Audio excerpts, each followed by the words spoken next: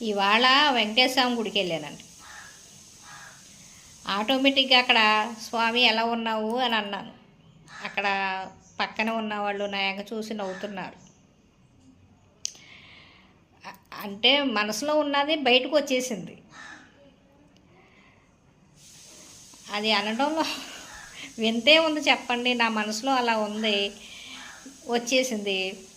స్వామి ఎలా ఉన్నావు అని అనేటప్పటికీ పక్కన వాళ్ళు చూసి ఒక చూపు చూశారు నా ఎంక.